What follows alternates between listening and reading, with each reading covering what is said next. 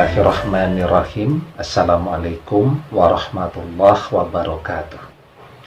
Bapak-bapak, ibu-ibu, mas-mas, mbak-mbak, khususnya adik-adikku sekalian yang dirahmati Allah, kembali di IIT Channel bersama saya IIT Wijayanto. Kali ini kita akan membahas tema mantan direbut orang ketiga. Ya, maka lakukan ini dan pasti dia akan menyesal, ya. Jadi yang paling menyakitkan, ya, memang dari sebuah fase perpisahan itu, ketika perpisahan itu terpaksa terjadi karena salah satu pihak ngotot sekali pengen melepaskan diri dari ikatan komitmen tadi, dan kenyataan setelah itu menunjukkan bahwa mantan atau orang yang kita cintai ternyata sudah mendua sejak lama, ya. Jadi misal nih, dia sudah terikat sebagai pasangan suami istri, ya. Tetapi di dalam proses perjalanan pernikahan ini dia tidak pernah menutup diri dari berkomunikasi dengan laki-laki lain. Berkomunikasi boleh tidak? Ya boleh, ya, tetapi pada tahapan-tahapan atau segmen-segmen yang memang diperbolehkan, ya. Tetapi kalau kemudian komunikasi itu sudah sedemikian intensnya, misal saya berkomunikasi dengan teman kerja saya, ya paling lama komunikasinya 10-15 menit, itu sudah lama sekali, ya, untuk mengkoordinasikan pekerjaan. Tetapi kalau komunikasi misal chatting bisa 2-3 jam tidak terasa, dari pagi sampai tengah malam chatting terus, ya, kemudian pakai video call segala, nah itu namanya tidak menutup hatinya dan tidak menutup dirinya dari berkomunikasi dengan laki-laki lain, ya. Diperkenalkan dengan laki-laki yang lain oleh keluarganya, diperkenalkan dalam kapasitas sebagai orang tua angkat, diperkenalkan dengan anak laki-lakinya yang belum menikah. Kok yo mau, padahal sudah berstatus sebagai istri. Kita banyak kan melihat, ya, khususnya bagi orang yang menikah lagi, ya. Jadi dia sudah pernah terikat pernikahan, kemudian bercerai, nah setelah itu menikah lagi. Nah, ketika dia sudah menikah lagi, nih suami keduanya ini betul-betul tidak dihargai, ya.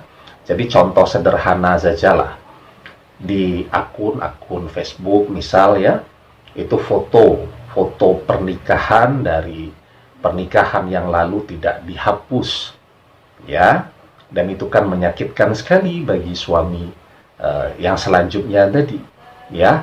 Semua orang tahu kan, dia misalnya berpisah dengan suaminya yang pertama, dan ketika perpisahan mungkin karena marah sekali, status di media sosialnya dia tulis sebagai single atau single parent, ya.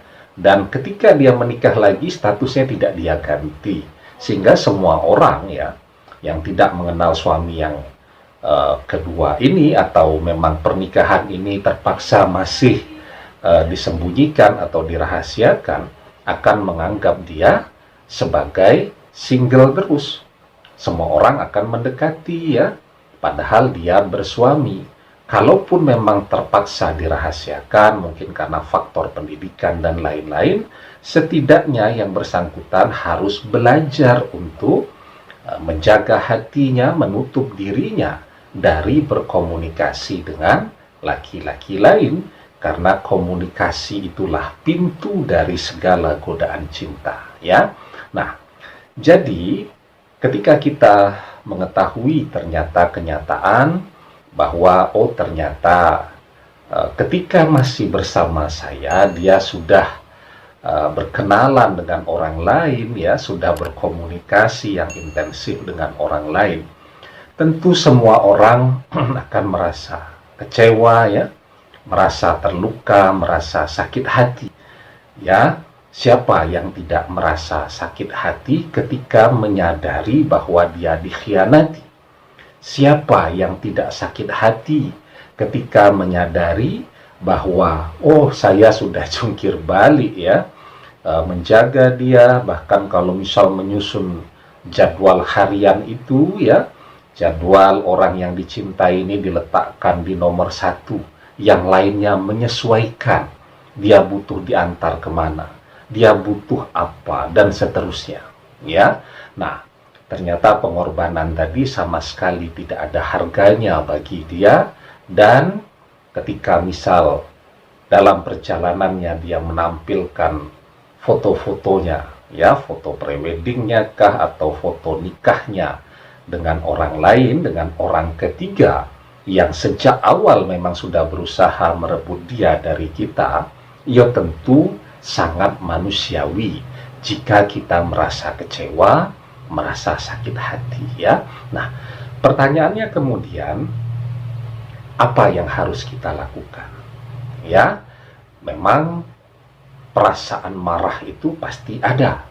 Ya, banyak orang kemudian melakukan kesalahan mendasar dalam hal yang demikian. Jadi saat dia melihat orang yang dia cintai atau mantannya ini, atau orang yang sudah menganggap dia sebagai mantan. Karena saya punya teman ya, mereka masih terikat suami istri, tetapi bagi istrinya, orang ini atau laki-laki ini, suaminya ini adalah mantannya.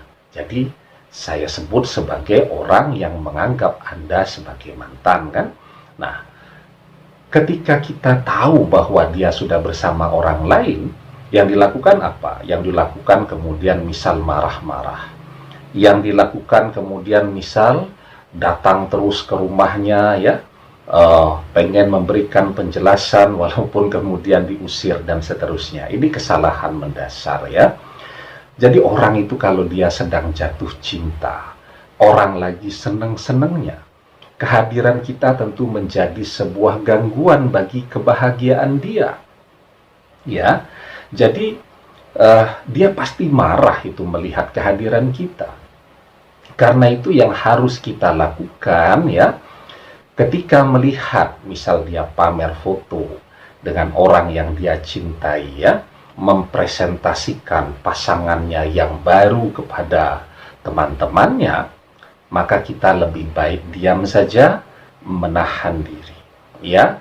Kenapa? Karena apapun yang kita lakukan dalam keadaan yang demikian itu pasti akan dinilai salahnya ya. Dan saya yakin dan percaya ya, sejauh memang dulu ketika kita bersama dia kita sudah melakukan yang terbaik, kita persembahkan cinta kita yang paling tulus kepada dia ya, itu adalah cinta dan karya terbaik yang bisa kita lakukan. Anda harus tahu ya, pengkhianatan itu tidak pernah ada yang berhasil langgeng bertahan ya. Jadi berikan kepadanya fair chance ya, kesempatan yang adil. Untuk apa? Untuk membuktikan mana yang lebih baik kita atau pilihannya saat ini. Mungkin 2-3 bulan kan kelihatan masih happy lah, masih bahagia, masih berbunga-bunga. Tapi manusia mana ada yang menjalani hidupnya tanpa konflik, tanpa pertengkaran ya, tanpa persoalan. Dan cepat atau lambat dia akan menyimpulkan bahwa pilihan yang dia ambil tadi adalah sebuah kesalahan. Dan ketika kita memilih untuk diam, sebenarnya kita sedang menginvestasikan juga sebuah kebaikan. Karena kesabaran itu adalah hal yang terbaik ditampilkan dalam kondisi yang demikian. Karena ribut-ribut tidak akan menyelesaikan masalah, ribut-ribut dan marah-marah tidak akan membuat dia kembali jatuh cinta kepada kita. Dengan diam, kita menunjukkan kebijaksanaan kita menghindari seluruh persoalan yang bisa muncul, Dan diam tadi akan meningkatkan penilaian kita di hadapannya ketika dia mendapatkan persoalan demi persoalan dengan pasangannya yang baru, sehingga dia akan menyesal, ya, dan besar kemungkinan dia akan kembali kepada kita, insya Allah, jika Allah mengizinkan. Maka di dalam sebuah hadis diajarkan, wa idza ghadiba ahadukum falyaskut. Jika salah seorang di antara kalian marah, maka diamlah. Ya, jadi orang-orang bijak dulu mengatakan diam itu adalah emas. Diam itu adalah puncak dari kebijaksanaan, dan diam adalah puncak dari penantian cinta yang terbaik. Demikian, semoga bermanfaat. Wallahu a'lam bissawab, billahi taufik wal hidayah. Assalamualaikum warahmatullahi wabarakatuh.